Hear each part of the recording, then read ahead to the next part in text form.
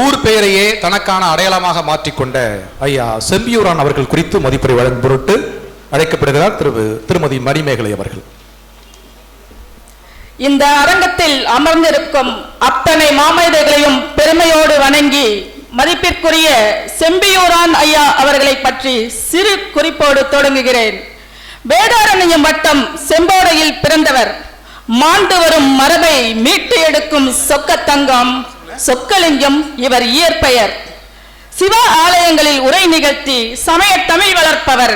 கம்ப ராமாயணத்தை கரைத்து குடித்து கம்ப உரை நிகழ்த்தும் பெரும் திறன் கொண்டவர்.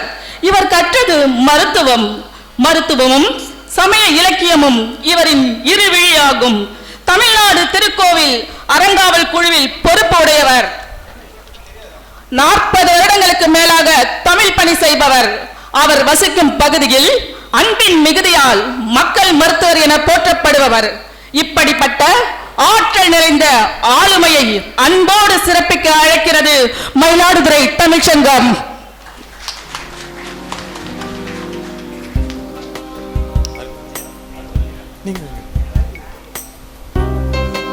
சொற்சித்திர ஐயா நாஞ்சில் சம்பத் அவர்கள் விருதினை வழங்கி சிறப்பு செய்கிறார்கள்.